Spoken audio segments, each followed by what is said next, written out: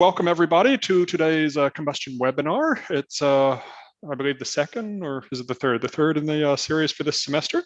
Today's speaker is Jonas Moeck, the Associate Professor in the Department of Energy and Process Engineering at the Norwegian University of Science and Technology. He received his degrees from the University of Michigan and TU Berlin, and has done some postdoc work at École Centrale Paris before moving to Norway. I understand he's now doing a sabbatical in Zurich. So today he's going to tell us about unsteady combustion phenomena and some of the work that he's been doing in that. So I'll turn the stage over to you. I'll just remind the audience that at the end of the talk, we will take question and answers one by one. So if anybody has a question for the speaker, just please put it in the chat session down at the bottom, and I'll read them out, and we'll get through as many as we can at the end of the talk. So with that, the stage is yours, Jonas. I look forward to a great talk. Thanks. Yeah, thank you, Isaac, and thanks for the invitation to present some of our work here in the combustion webinar. What I'm going to talk about today is related to combustion dynamics or combustion instabilities in general. And I mean, this is a generally undesirable phenomenon that you can find in many technical applications, in rocket engines, aero engine combustors, and in particular also in stationary gas turbines for power generation. And that is the application for which what I'm going to talk about today is most relevant. And what I'm addressing here is the qualitative, or I would say the general structure of oscillation modes that are related to combustion instabilities that we find in these applications, the qualitative structure that these have. So I'm not going to talk about specific systems or specific configurations, but what I would like to convey is what can we say about these modes, about the properties of these modes in these applications, just based on the general configuration, the general geometry, and so on, that these systems have. And I assume that most of you will be familiar with combustion instabilities, at least to some extent. There have also been a few presentations in the combustion webinar quite recently on this topic. There was maybe just 2 weeks ago or so, there was a very nice presentation from Santosh Chandra at ISC in Bangalore on hydrodynamic instabilities and their relevance in combustion dynamics in gas turbine applications. And maybe a month ago or so, Nicolas Noiret, here from ETH in Zurich, gave a presentation also on combustion instabilities, in particular involving the effect of noise and transient dynamics. So I will assume you're familiar with this topic. I will give a very brief introduction, but this will not be comprehensive at all, or just cover or focus on those aspects that are most relevant to what I'm going to talk about in more detail in this presentation. So, and why the details of this phenomenon of combustion oscillations are quite complex and can be very hard to predict in a quantitative manner. I think appreciating the basic mechanism that gives rise to these instabilities is not so complicated. If you just are aware of a few facts, and I'm going to introduce those now. The first fact that you need to be aware of is that flames generally are perturbed by acoustic waves, and this is illustrated here in this animation to the right, where we're looking at tomographic images of the laminar V flame that is forced acoustically at a certain frequency. And as you can see, as is quite apparent, the flame responds at exactly the same frequency in a periodic manner. What you cannot see is that at the same time, the heat release rate associated with the flame also fluctuates at the same frequency in a approximately harmonic manner. Okay. And the second fact is that whenever there is a source of unsteady heating, this generates a sound wave. And there are different ways how you can think of it, but a very simple way, I think, and that makes it very clear, is if you combine the linearized mass and momentum balance and a non-isentropic pressure density relation, you end up with a wave equation for compressible pressure fluctuations. You see here's the speed of sound. And on the right-hand side, quite naturally appears the source term that is proportional to the unsteady heat release rate, or the temporal variation of the unsteady heat release rate. And well, if you just take these two facts, that acoustic waves perturb flames and fluctuating flame or heat release rate, fluctuating heat release rate generates sound, then you may already think that under certain conditions or in certain cases, in particular certain phase relationships between these two mechanisms, they might amplify each other, and in initially small perturbation might grow. And that's exactly what happens in the case that there is some constructive feedback between these mechanisms, that small perturbations start to grow, initially exponentially at a certain frequency, until nonlinear effects come into play, and then this oscillation will stop growing because it's limited by nonlinear effects, and the system will enter into a limit cycle oscillation at a defined frequency and amplitude.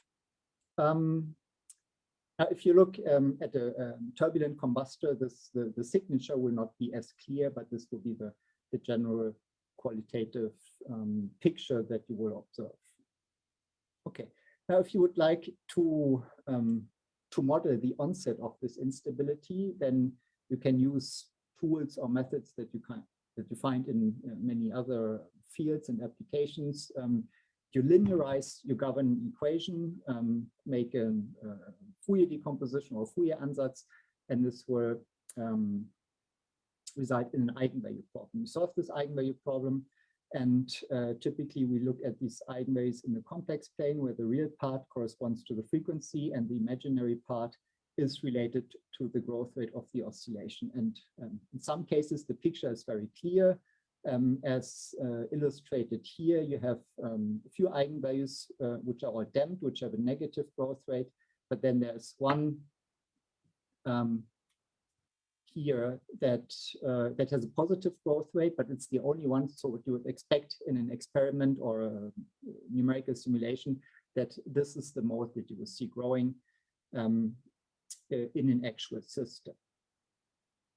Okay, and in a simple single flame or single burner system, which you most often find in laboratory setups, that is quite the mode shape that you obtain for this kind of mode is essentially a function of the axial coordinates, so it's a longitudinal mode.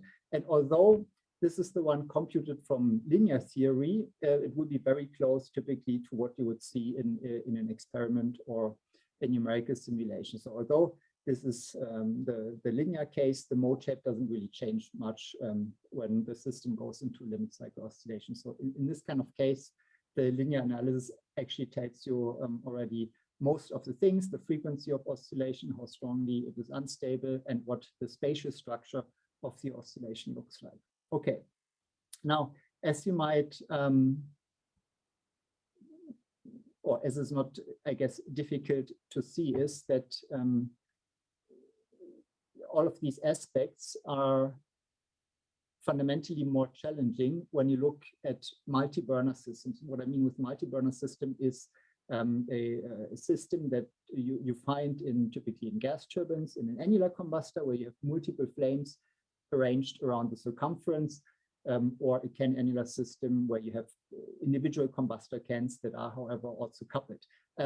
So I guess you would agree that it's more challenging in a multi-burner system. However, the reasons really why it is more challenging, I think, are not so obvious, but I will discuss about these in more detail in this talk. So the systems, or the two types of systems we are particularly interested in when it comes to power generation gas turbines are the annular combustor and the can-annular combustor, and there are many examples of gas turbines that have either one of these combustor architectures. I've picked just two examples here, the Ansaldo GT26 and the Siemens SGT 750.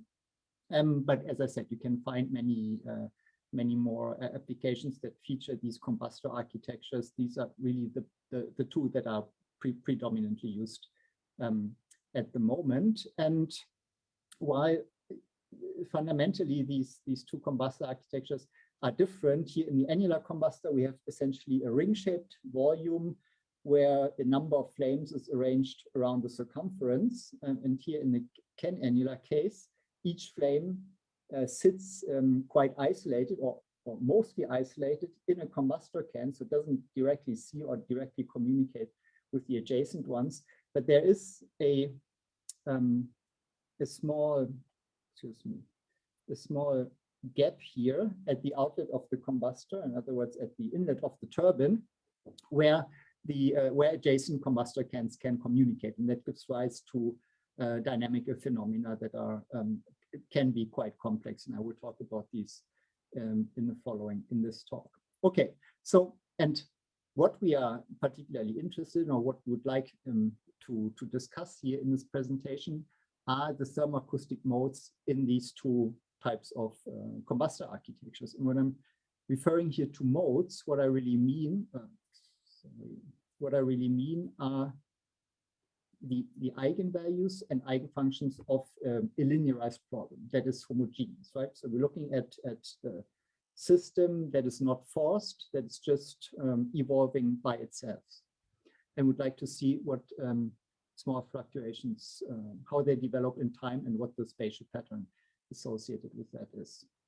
Okay, and there are different ways how you can model thermoacoustic phenomena in gas turbine combustors. And as I said, in this talk, I would mostly like to discuss about general qualitative properties. But I'm giving you an example here of a modeling approach that we could look at, right? It doesn't have to be this, but just to be a bit more specific what this might look like. So one way we can model thermoacoustic phenomena is by using this thermoacoustic Helmholtz equation, which is very similar to an equation that I've shown you earlier, but this is written in frequency domain. So we have a Helmholtz operator here on the left-hand side that acts on the acoustic pressure, and on the right-hand side, again, we have the unsteady heat release rate, or the Fourier transform of that.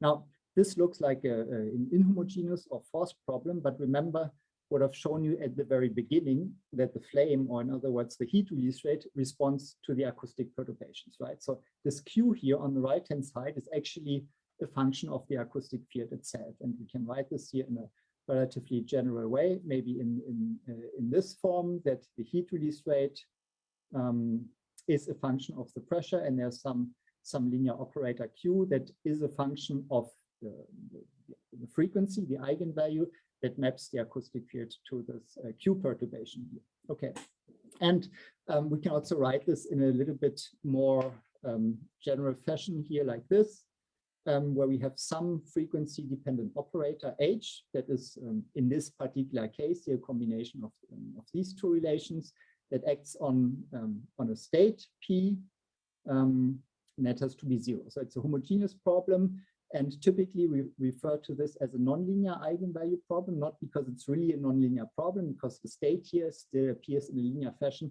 However, the eigenvalue omega that appears here in a nonlinear way, typically in a transcendental way, mostly because of the frequency dependence of the flame response. So this flame response operator Q that you see here, that is essentially some representation of the flame transfer function that you may have heard of in other work.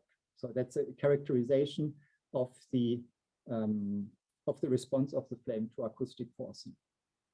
Okay, so in any case, as I said, it doesn't have to be this model. It can be model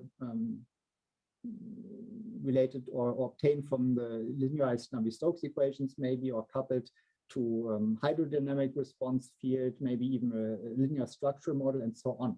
The details aren't really important. Also, the state here, that doesn't necessarily have to be only the acoustic pressure. It can be a concatenation with hydrodynamic variables, structural variables, and so on.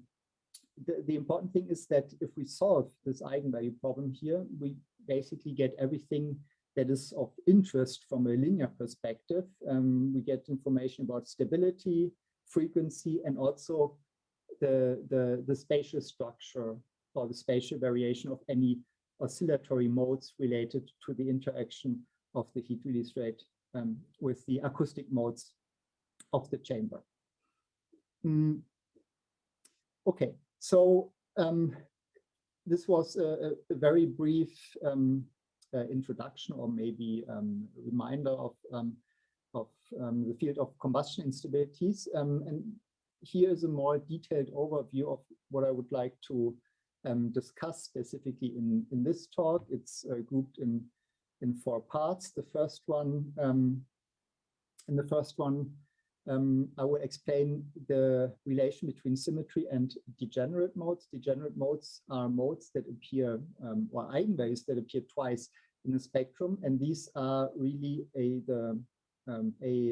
defining feature of thermoacoustic modes for annular and can-annular combustors. And the appearance of these modes, or the fact that they appear twice in the spectrum, that they are degenerate, is very strongly linked to the symmetry of the system. In the second part, I will discuss what the mode shapes, the eigenfunctions, generally look like in the systems that we are discussing here, annular or can-annular combustors. That is, again, strongly tied to the symmetry of the system. And while the first and the second part, those apply to annular and can-annular combustors exactly in the same way, because they share the same type of symmetry.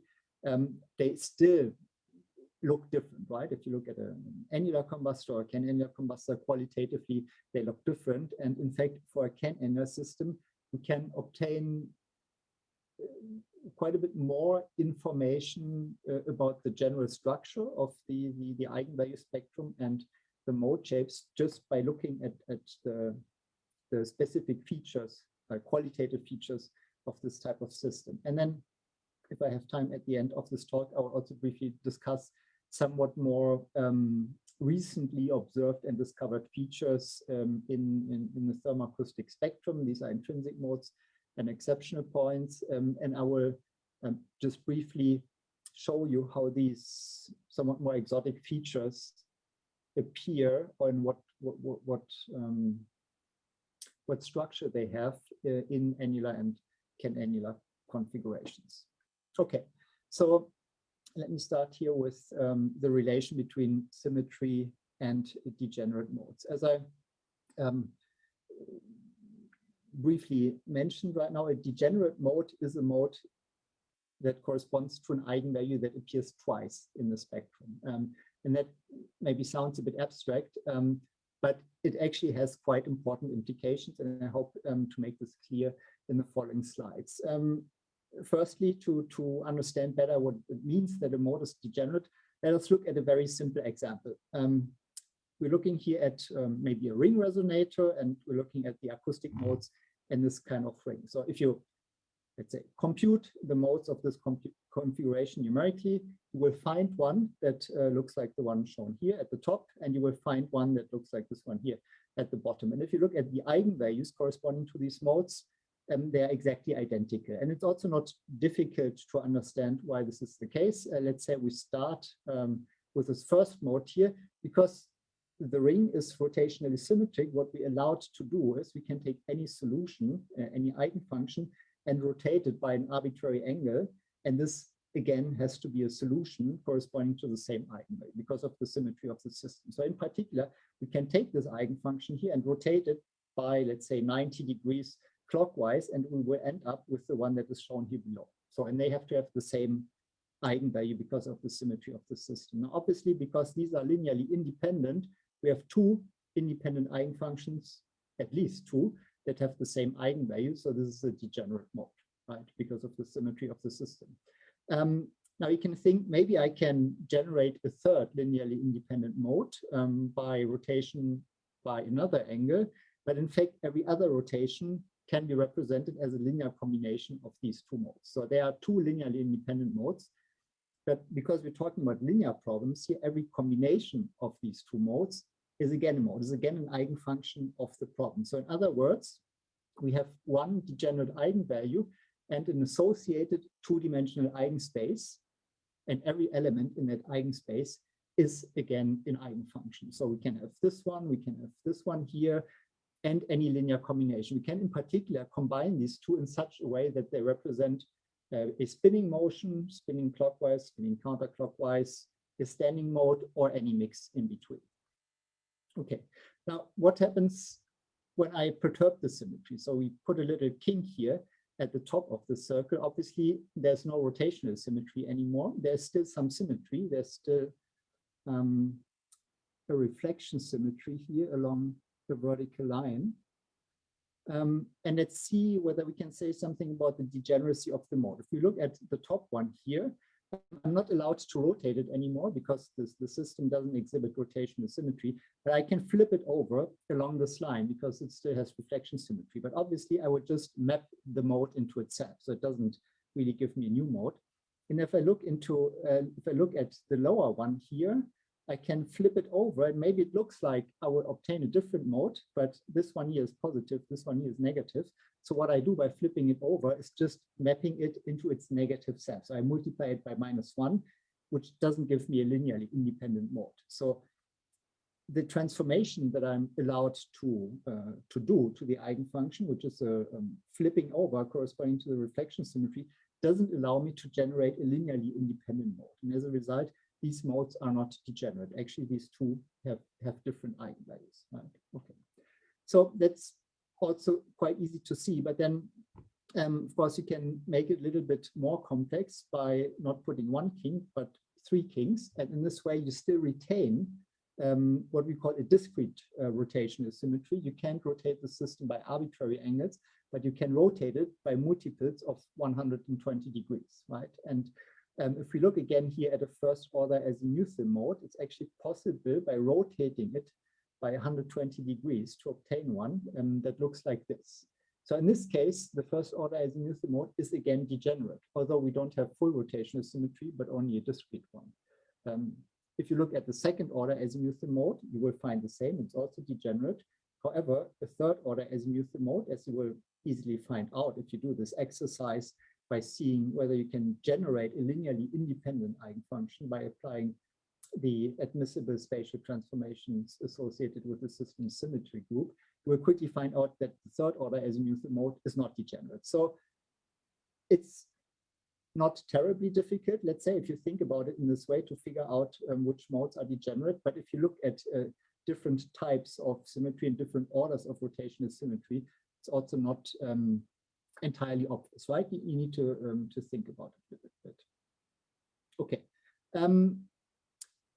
So the important thing to keep in mind here, I guess, is that whether a mode is degenerate or not, whether it appears twice in the spectrum and has an associated two-dimensional eigenspace, you can usually figure out by just looking at the system, looking at the symmetry of the system, right? And when I'm talking about system here, what I'm really referring to is not only the geometry, so not only the actual geometry of the combustor needs to be symmetric, but also the mean field, so the temperature field, the mean flow field, and so on, and the dynamic response, right? So in particular, the response of the flame to acoustic perturbation, that needs to be the same for all of the 12 flames in this simplified annular configuration shown here. So all of these things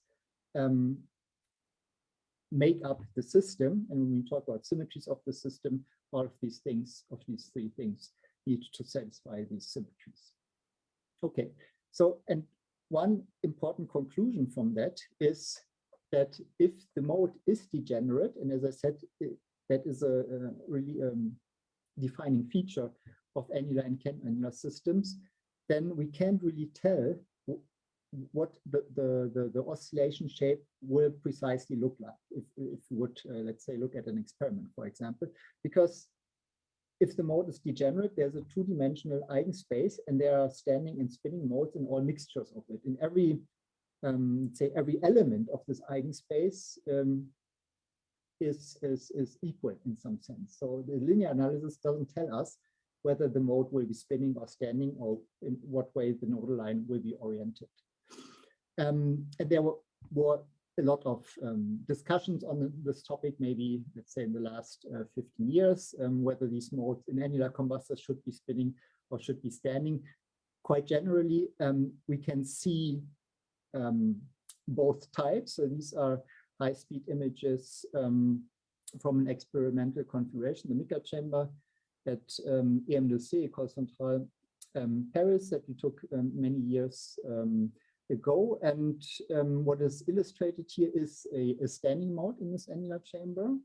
It's a first order azimuthal mode that is standing in terms of its oscillation structure. And if you go to a little bit different operating conditions, you can also see a rotating mode, right? So it's in both cases the first order azimuthal modes, but the nature is different. As I said, the challenge here is that from a linear analysis, you can't really tell which one it is, because it will be nonlinear effects and possibly stochastic forcing that determines what the shape of the mode really looks like. And although from the linear analysis, you can't really tell what the mode shape precisely will look like, other than that it's a first or second order azimuthal mode, the eigenspace is robust.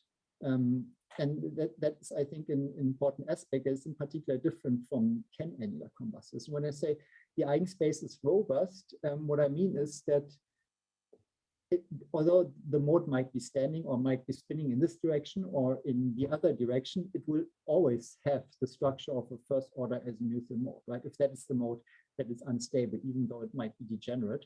And that can be seen very nicely here in these images that were obtained in a PhD work of Thomas Immelkofer, who just finished his PhD this year at NTNU, was supervised by my two colleagues, James Dawson and Nick Worth. And what we see here are also high-speed images of an annular configuration. In the upper part, you see a view from the top. And in the lower part, you see the side view of the flames that are here in this rectangle, which is maybe not so obvious. Now, if you look at the temporal evolution of this mode, you see that it doesn't have a unique or very clear structure. Sometimes it seems to be more standing, then it rotates a little bit in one direction, then it rotates a little bit in the other direction. So although it doesn't have a fixed defined nature in terms of spinning or standing, it always has the shape of a first order azimuthal mode. And that's what I mean with the eigenspace is robust. It's not one element in the eigenspace that the mode evolves along, but it's really, it evolves in this two-dimensional eigenspace that is related to a degenerate mode. Okay, so, and now since we have seen the degenerate nature of the mode is related to the symmetry, it's also clear that if we break the symmetry or reduce the symmetry, we will also generally unfold the degenerate nature of the mode. So we split the eigenvalue into two eigenvalues. And that is a phenomenon that is quite fundamental in physics. And one very prominent example is the Stark or the Zman effect, right? If you look at the spectral absorption lines of the hydrogen atom, the hydrogen atom has spherical symmetry, so it's a very high degree of symmetry. So the energy eigenvalues that you see in terms of the spectral lines of the Hamiltonian associated with the hydrogen atom, those are highly degenerate. And then if you apply a magnetic or an electric field, you break part of the symmetry, and you will see that the spectral lines, or that out of one spectral line, you have two that move further apart as you increase the strength of the magnetic or the electric field. And mathematically, it's exactly the same with the degenerate modes of an annular or can-annular combustor, that in the symmetry case are degenerate. If you introduce an asymmetry, you will split an eigenvalue into two. And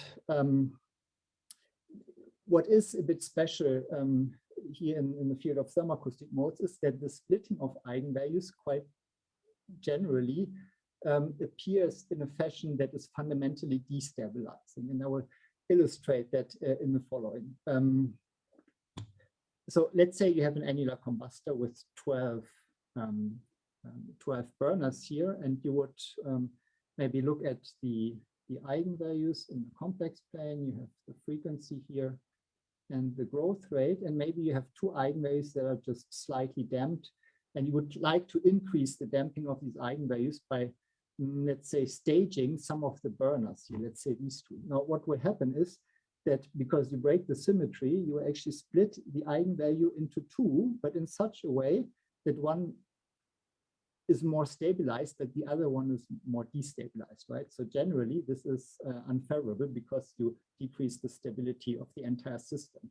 Now, what you can do here is you can say, okay, I don't not only staging these two, but maybe these two, and this will result in this eigenvalue remaining degenerate. So this will not split. So the staging pattern is better for this eigenvalue corresponding here to a first order azimuthal mode. But if this is a second order azimuthal mode, this one will still be split by the staging pattern, right? So it's actually quite important to understand which modes will be split and which modes will remain degenerate. Although this might sound a bit academic, it's actually also from an industrial point of view quite important. And I invite you to look at this paper here by the Alstom Thermoacoustics group that applied all these principles in devising a stabilizing staging strategy where you quite specifically look at what modes will be split by certain staging patterns and which will remain degenerate in order not to have this fundamentally destabilizing effect from the splitting of the modes. Okay, so this is all what I would like to discuss here in terms of the relation between the degeneracy of the modes and the symmetry, but it is important for most of the things that follow further on in this talk. Okay, now another aspect that is directly related to the symmetry of the system for annular as well as can-annular combustors is that the mode shapes, the eigenfunctions, have a specific shape. This is always the case whenever there's a discrete spatial symmetry in the system. So what the type of symmetry that we have in an annular combustor, and this is illustrated here based on a somewhat elementary configuration, is discrete rotational symmetry. So we can't rotate the system by arbitrary angles, but we can rotate it by certain discrete angles. We can rotate it by 2 pi over the number of flames in the annular system. And for a can-annular system, that has a discrete rotational symmetry where we can rotate the system by 2 pi over the number of cans, right? So, and I mean, if you look a bit around, you can find various applications, various configurations that have discrete spatial symmetries, right? I've discussed this here in context of can-annular and annular combustors, but if you look here at the engine nozzle with chevrons, that has the same type of symmetry, a discrete rotational symmetry.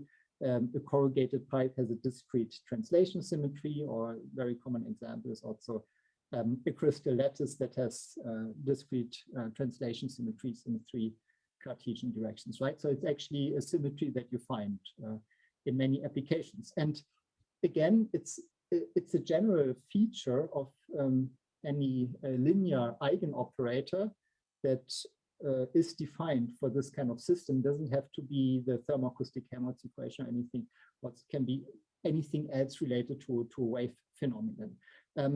But the essence is that I'm talking here about it in terms of P, the acoustic pressure. But again, this is just to make it specific. That the eigenfunctions have a specific form that looks like this, and I've written it here just in terms of an angular coordinate. But this holds in the same way for the 3-dimensional case, right? We could have here an additional dependence on a radial and an axial coordinate. Now, this general structure looks as follows. We have here a complex exponential that is like a long wave modulation, as shown here, for example, when b is equal to 1. And then this part here, this chi, is a function that is periodic on one segment, like delta phi. That would be the segment made up of one burner segment or one can-annular configuration. And this is what every mode shape in a system with discrete translation, discrete rotational symmetry can be written as. And maybe it's not fully clear what the advantage or the benefit of this is, but there are 2 important conclusions or corollaries from this shape. One is an extrapolation properties that basically means you need to know the mode only on one of these segments, so only in one segment of the annular combustor, only in one can of the can-annular combustor, and you can extrapolate it to the entire system. The second important conclusion is that you can actually compute all the modes or do all the spectral computations and response calculations just based on one segment. You don't actually need to model the whole annular combustor or the whole can-annular arrangement, and that is maybe not always so clear that this is actually the case, but we have shown it for an annular combustor, where we have calculated the thermoacoustic spectrum for the relevant frequency range, really just based on one segment out of, I think, 24 in this case. And if we compare the eigenvalue spectrum from the computation of really only one unit cell, which are the blue triangles here, with the computation for the full system, which are the red or orange asterisks here, we see that we get essentially identical results. So this really tells us we can do all the calculations for an annular system, and as I said, the same holds for a can-annular system, just based on one segment of the discrete rotational symmetry.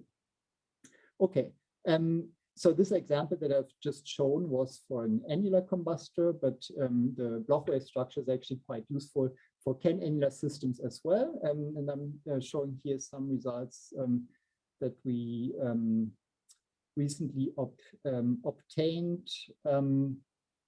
Now, what we're looking at here is the acoustic response of a can-annular setup. There's a depiction that I added here of a can-annular system that maybe shows the arrangement in a better way. You have the flames here somewhere on the inlet of the combustor tube of the combustor can, and the burn gases then flow down the transition piece until it enters the turbine, right? And it's exactly that small space here between the outlet of the transition piece and the turbine inlet where the cans can communicate, right? And this is also shown here again, where this gap is indicated here at the side of the outlet of the transition piece. We have looked at it here in a simplified configuration, in just 2D configuration, where the gap corresponds here to the blue areas indicated.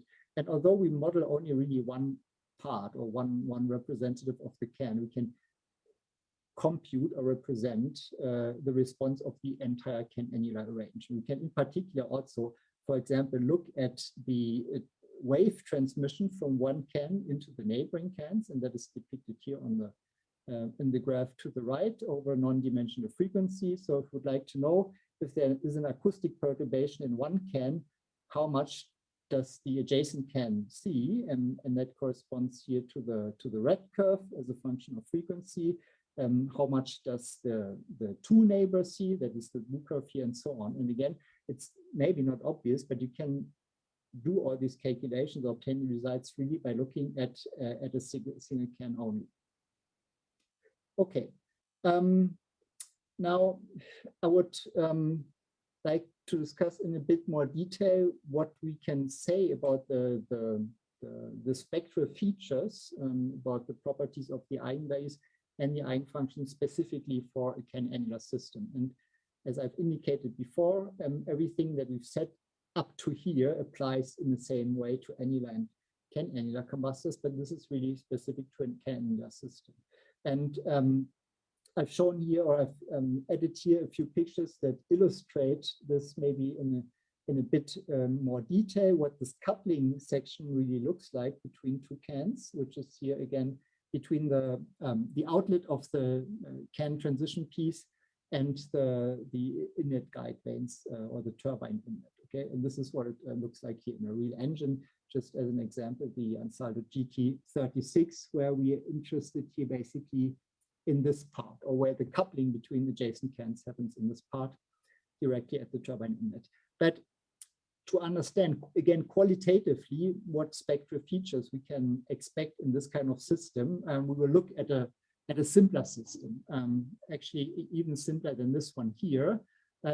We start with a number of uncoupled cans, right? Let's say with a number n. And well, what does the eigenvalue spectrum for such a system look like? We have identical combustor cans with a flame at exactly the same location and with the same response. If we look at the eigenvalues of the system, maybe we will see one here and one here, for example, right? But in fact, each of these eigenvalues is highly degenerate. That is, it has a high multiplicity because we have n times the same system. So every eigenvalue will appear n times in the spectrum, right? It's maybe a bit strange way to say we define our system as a number of uncoupled entities, but I mean, for the sake of this argument, let's assume we do it like this. So we have highly degenerate eigenvalues, n times degenerate. In fact, and you can also think about it if you would come up with a simple model for this kind of system, let's say in terms of linear oscillators, linear complex oscillators, the system matrix would look something like this with a resonance frequency omega naught. And obviously, if you calculate the eigenvalues of the system, you get n times the eigenvalue omega naught. Okay, now if we introduce the coupling here and we assume that it's a weak coupling because we would really like to characterize a can-annular combustor as a system of identical components that are weakly coupled, then because now the cans are coupled, the eigenvalues aren't exactly the same anymore, right? So they would generally split into n eigenvalues, what we had previously as one n-fold degenerate eigenvalues. But because the coupling is weak, these eigenvalues won't really move a lot, so they will still somehow be located here in the vicinity of the eigenvalue corresponding to the uncoupled can. And that's already one important conclusion we can draw for a can-annular system, that the eigenvalues generally appear in the form of clusters, right? And that is precisely because we weakly couple a number of identical subcomponents. So without actually making any calculation, we can draw a conclusion about the qualitative structure of the eigenvalue spectrum. And what we can also see, and that is maybe not as straightforward to show, but what we can deduce from this configuration is that the eigenfunctions, so the mode shapes, in terms of the can space, are discrete Fourier modes. So if we look at the acoustic pressure or the amplitude of the heat release rate oscillations in the cans, those will always have the shape of discrete Fourier modes. And one important aspect is that I mean, no system is exactly symmetric, of course, or maybe we would like to perturb the symmetry deliberately to obtain certain effects. So let's think about what happens when we perturb let's say the response, the flame response in one of the cans. So again, the eigenvalues will shift a little bit, but generally not much if this asymmetry is just small. So the eigenvalues may be slightly affected, but not to a major extent. However, what will generally happen is that the eigenfunction might change quite dramatically. And that is precisely because the eigenvalues appear in clusters. If you look into a linear algebra literature and you look for eigenfunction or eigenvector sensitivity, then you will see that the sensitivity of the mode shape is directly linked to the closeness of the eigenvalues. So if two eigenvalues are very close, the associated eigenvector or eigenfunction will be generally very sensitive, and we have actually a number of n eigenvalues very close by. So all the modes in a can-annular system are extremely sensitive, and this may lead to a phenomenon that we typically refer to as localization. So although the modes in the unperturbed symmetric system have the shapes of Fourier modes, what we may see for a slightly perturbed system is completely different, and this can actually be seen also in real engines. This was the presentation at paper at PowerGen for a GE engine. If you just look at the dark blue bars here corresponding to the pulsation amplitudes over the 14 cans of this engine, you see that the oscillations here are highly localized, corresponding to this localization effect. Okay, and what that means, if we think about it in terms of modeling and prediction, is that it's actually a lot more challenging for a can-annular system that has these characteristics to really make a prediction what we will see in the same system. Right? If we have just one mode that is unstable with a certain mode shape, we can expect that that's what we see in a real system in an experiment. or numerical simulation, but if we have really a cluster of modes, maybe 10 or 12 corresponding to the number of cans, or 14, 16, we can't really say which of these we will see, or maybe it's a combination, or maybe we'll synchronize and so on. And this is why we should really look at experiments and more nonlinear simulations of can-annular systems to explore a little bit better the nonlinear dynamical features that we see in the presence of nonlinearity and noise. We have presented at the last symposium some work that combines a linear acoustic model with a nonlinear flame model represented by the G equation. And if we look at the eigenvalue distribution here, maybe let's just focus on these red ones here.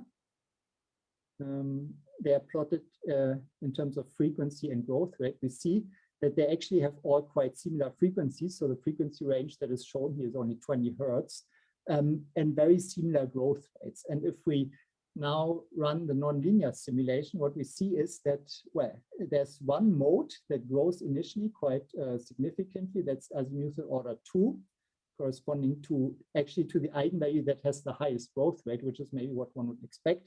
But then at some point, actually, it's the mode 3, the push-pull mode, that takes over and enters the limit cycle oscillation, and mode 2 vanishes completely. So that's a feature that you would never expect just from doing a linear analysis, and also from nonlinear point of view is maybe not so obvious. So, and the other aspect is that, of course, experiments will be very helpful to get a better insight in the dynamics in the presence of nonlinearity and noise. We have recently built a can-annular setup in our lab at NTNU that has 8 combustor cans. It's a laboratory system, and one thing we can do is, which I think would be helpful for further modeling, is we can vary the strength of the coupling in this configuration. Okay, and I would just very briefly, I think I'm running a bit late. So I just very briefly show a few results of this configuration. First, we look at results from a linear analysis here.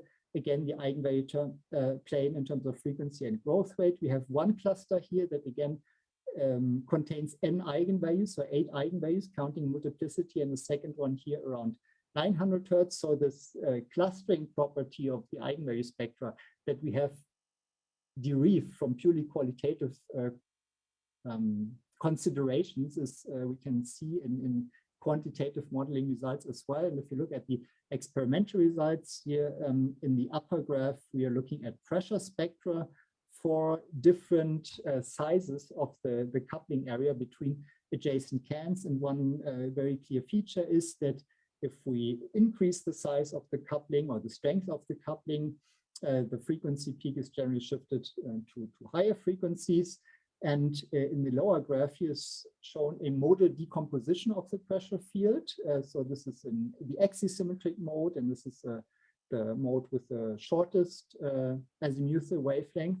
And there's actually no clear picture, right? We have a mix of modal contributions, which is what I was pointing to before, related to the fact that these eigenvalues appear as clusters in these configurations. Okay, so well, we have also looked at it a bit more closely and find that it's not always the case that you really have a mix of different modal contributions. There are also operating points where you have a clearer structure in terms of the modal fluctuation. This is an image that you basically see from downstream looking into the cans, where you can observe quite clearly a second order azimuthal mode. Okay, I will just skip the last part here because I already ran quite late, and we'll just jump to my final slides. So what we have discussed here in this talk were general or qualitative features of thermoacoustic modes, the eigenvalue spectra, and the mode shapes associated with annular and can-annular combustors. And these features are the general degenerate nature of azimuthal modes that is linked to the symmetry of the system, specific structure of the eigenfunctions, again related to the symmetry, mode clustering and localization in can-annular combustors, which is again a feature that is general just because of the geometry of the system. And the last part I didn't have time to discuss. What I do want to point out is that all of these phenomena are not unique to thermoacoustics, right? You can find them in many other fields. In quantum mechanics, you can find a lot of these features, structural dynamics, and so on. And I think I will just I should stop here. Thank you. Okay, thanks so much for the talk. Very interesting stuff. We have a number of questions from the audience. So I'll just jump in. The first one is, does the weak coupling between the annular cans have a negative influence on the operation of the combustor or combustors? How does it affect it, I think is the question. Well, so it depends a bit on what you mean with negative influence. So I would say, I mean, one big advantage of the can-annular combustor architecture is in terms of testing, right? When you develop a new combustor, you can make practically all of the tests with a single can, right? And everything related to static flame stability, flashback, blow-off, liner heat load, emissions, and so on, you will basically see by just testing a single can. The only thing that you don't get is the acoustic coupling to the adjacent cans, right?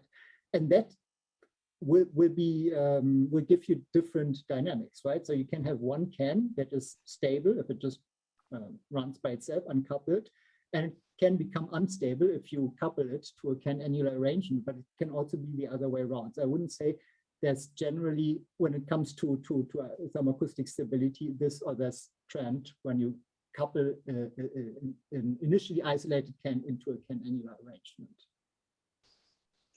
Okay, on a related topic that calls to mind a question in my own thoughts. The coupling between the cans and the individual injectors within a can is one problem. Have you also looked into the coupling between the cans and, say, rotating elements, the turbo machinery parts that are typically following the combustor? Are there any interesting dynamics to see there? Well, I mean, we haven't looked into it, and I'm not aware of any work specifically looking into it. Technically you could think of some forcing from the rotating components, but because the turbine inlet is operating at relatively high Mach number, it's almost choked, you would expect that you have generally very little influence from components downstream propagating upstream, right? That's why I would think any effect from the turbo machinery components downstream of the inlet guide vanes should be relatively small. But I wouldn't say it's not going to happen, but because the Mach number is relatively high of the turbine inlet, I would assume that coupling with the downstream components is probably, if there's one, it's maybe just one way, or predominantly one way. Okay. The next question is, can you explain more about why the threefold rotational symmetry is sufficient for a first order azimuthal mode to be degenerate in slide 10? So, right, this configuration has a threefold discrete rotational symmetry. Well, I can take, for example, this mode, which has a nodal line here, and I can rotate it by 120 degrees or multiple of 120 degrees, right? Let's say I rotate it by 120 degrees, then the nodal line will be shifted maybe, I don't know, maybe to this one here, right? Just exactly by the angle between two of these kinks. And this mode that has a nodal line here and the mode that has a nodal line here are linearly independent, because I cannot generate this one from this one here by just multiplication by a constant number. So that then they have to be linearly independent. So I have two linearly independent modes, but they have to have the same eigenvalue, because rotations by 120 degrees are a symmetry of the system. So that automatically means it's degenerate. What's not so easy to see is that there are really only two linearly independent ones, and every other one that I obtain from flipping over or from rotations by 240 degrees, let's say, can be written or represented as a linear combination of just two. Okay, thanks. Next question from the audience is the coupling always in a beautiful sinusoidal form, or could it be unbalanced and irregular block form due to the irregularities between the burners, for example? The question leads to how the idealized sinusoidal fluctuations that we typically model in mathematical form, how they compare to the reality of more complex forcing that you might find in a real combustor. Okay. I hope I've interpreted that question correctly. I mean, we have two approximately sinusoidal variations. One is in time and one is in space. The one in space for a system like an annular or can-annular combustor has the form of a Bloch wave, which means it actually has quite precisely a harmonic, but there can be, let's say, a small scale feature on one of the segments, the element of symmetry, right? And that can be very strong compared to the harmonic part or less strong. From looking at different cases, in an annular combustor, it's not that strong. So if you would actually look at the pressure in an annulus, it is almost harmonic or purely harmonic, right? It might have some smaller scale variation on the length scale of a segment, but those are minor. If you look in a can-annular system, that is completely different, right? Because you have the can, where the transverse variation of the pressure is actually very, very small. And then you jump to the next can. And that's why I said the mode shapes have the forms of discrete Fourier modes, because you have approximately constant pressure in one can, and then you jump to the next can as you basically jump in the values from a discrete Fourier mode. Well, and in time, if it's a really nice laminar system, you can see very harmonic signals. If it goes into the limit cycle, you might have some higher harmonics. But yeah, in a turbulent combustor, of course, everything looks a lot more noisy. Okay, great. Next question is actually one of my own. On slide 13, you were referring to staging of the combustors. What form of staging are we referring to? Is this air staging, a fuel staging? Yeah, I should have mentioned this. I was particularly thinking about, also in this, what's discussed here in the paper by Mirko Bottin, Bruno Schürmanns, and Nicolas Noiret, is staging in terms of equivalence ratio.